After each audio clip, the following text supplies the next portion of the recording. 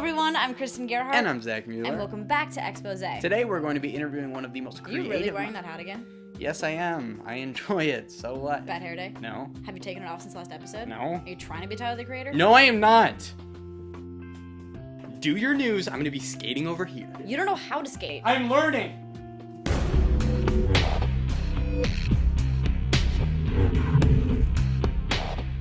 If you didn't catch the excitement of the Academy of Magical Arts Awards ceremony last week, hosted by Matt King in Los Angeles, here's a rundown and quick congratulations to some of the night's winners. Close-Up Magician of the Year, Derek Delgadio. Stage Magician of the Year, Rob Zabrecki. Lecturer of the Year went to Howard Hamburg, and finally Lu Chen took home Magician of the Year. So congratulations to all. An awesome video has surfaced showcasing a very elegant iPad magic act highlighting the city of Stockholm. Special thanks to Ben Seidman, the creative consultant for the project, and for sharing this beautifully executed routine with the world. You can check it out on theory11's media page and enjoy. The theory11 crew had the distinct pleasure of hanging out with Shepard Fairey during their stay in Cincinnati. JB wowed Shepard Fairey with his magic effects, Andre astounded with his flourishing, and Michael made silly faces.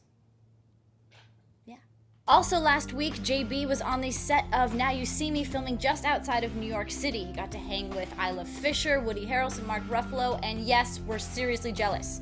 We get it. You have an awesome job.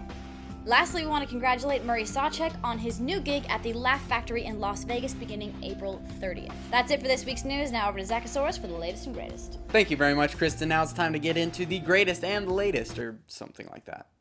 On the wire this week, we have a badass new card trick called VFCW, aka VivQ, aka Very Fair Card Warp.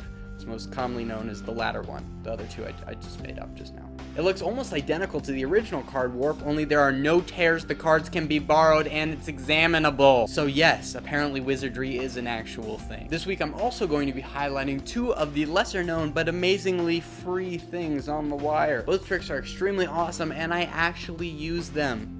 And they're free. They're also free. That's a good thing. Let's start off with No Card Tricks by Jeff Price. The trick was published in Magic Magazine a couple years ago, and it's an awesome ending to pretty much any card routine. Imagine the Omni block, only instead the entire deck is wrapped in electrical tape. It's shocking and surprising to pretty much any audience member, magician, and spectator alike, so go cop that shiz, y'all.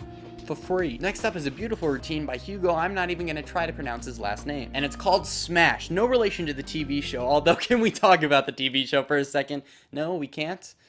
Fine. This is a very smooth, very elegant two-phase card routine that's very sandwich-esque. It has lots of visual awesomeness, all wrapped up in a very well-shot download that'll only cost you free $99 with a 99-cent rebate. Boom, y'all. I just dropped some knowledge on y'all heads. So definitely go check those effects out. And if you have your own ideas that you want to release for free on the wire, definitely do so. Now it's time to throw it over to Mr. Rob Anderson, who'll be interviewing none other than Momo. And no, not the Momo from Avatar: The Last Airbender, although it'd probably be a pretty good interview. Calen Morelli. Rob, take it away. What is up, everybody? This is Rob Anderson, and I am on Skype right now with a creative genius, my friend, Calen Morelli. How are you, Rob? How's it going? I am amazing. How are you, Calen? I'm doing pretty swell, you know, it's not too bad. Pretty swell sounds good. And thanks for joining us, by the way. No problem, no problem. Well, let's get to it. We have a question from the forums by Donatus S. and Magical Slight, who want to know what your creative process is. The creative process for me is, it's kind of a mindset that I just have on all the time. Like, it's not something that you really shut off. Like Chris Kenner in the podcast a while back said that, you know, he kind of hit it up right on on point, where it's definitely not something that you can just say, I'm going to be creative from 8 o'clock to 10 o'clock in the morning. For 2 hours in the morning, I'm going to be creative, I'm going to create tricks. It's something that you have to be constantly thinking about. You know, if you want to create things and you want to, you know, create different things, you have to be constantly thinking about it, you know, like when you're out with friends, you know, and just like have it in the back of your mind, you know, that'd be something interesting to do a trick with, or this would be an interesting presentation. I think definitely the creative process is just keeping your mind in the mindset of wanting to create something new. Inspiration, I've got it a lot of different ways. I know that when I was doing my 365 blog, I did some stuff where I would go to like a Dollar Tree and I'd take like $40 and I'd just grab like, you know, just 40 different items that I haven't seen people do tricks with, and then I would just take those items and I would just like sit down and I'd try and find something interesting about each item, you know, and then I'd figure out which is the most interesting thing that I found out about each thing, you know, which property or which thing, like, you know, people haven't really noticed about this item. So definitely just having things in front of you is a really big thing to be able to like tinker with or play with something, you know, is a huge thing. Like if you have an idea for an item, you know, go buy it and buy 10 of them and just like, you know, tear it apart, do something with it, try something weird with it, because I think you know, just trying everything is definitely a way to get something created, you know. There's something else I want to say. The new way that I've been getting kind of inspiration is I've been going to like photo blogs, which is interesting. So I go to like these like Tumblr blogs or like the Fancy or all these places where they post interesting photos. Right. So I'm able to like see things that I would never see before, you know. Maybe it's a picture from like somewhere in China or from a different part of the world. So I'll just sit there and look. I'll look at the pictures. Like I'll find the picture that's interesting to me, and then I'll find something in the picture that's interesting and just kind of like let my mind go, and like I'll ask questions like, why does that have to be that way, or what if this was different, you know, just to kind of get on a mindset for like a creative thinking and on different kind of thought processes. My mind is blown just hearing you talk about your thought processes. Awesome. I can't wait to see what else you have in store in the future. Well, again, Calen, thanks so much for taking time out of your busy schedule to join us here on Exposé. Let's get on over to Michael James. Action! What's up, guys? Last week we were in Cincinnati, Ohio when we showed you this.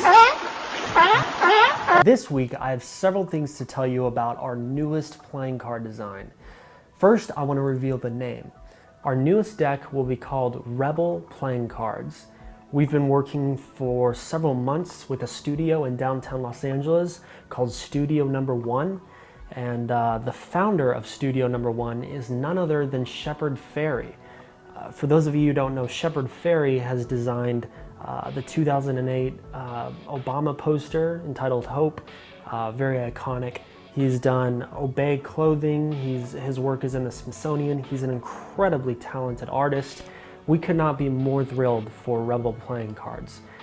As promised by last week, we will show you the seal. This time not an animal, the actual seal of Rebel Playing Cards. And here it is. It's awesome. I think it's great. We're excited. I hope you're excited. We're gonna have lots more to show you over the coming weeks, so make sure to stay tuned. I think that's about it on my end, so I am going to catch you later. Thanks, guys. Before we sign out, John Armstrong has an awesome magic-themed comic book currently out called Smoke and Mirrors. Next week, I'm going to be interviewing him about magic, the comic book, and his favorite flavor of jelly beans. I love cinnamon jelly beans. Butter popcorn is the shiz. On behalf of myself, Zach, Rob, and the rest of the theory11 team, And butter popcorn flavored jelly beans. we hope you have an awesome week, and we'll see you next Friday. In San Diego. What?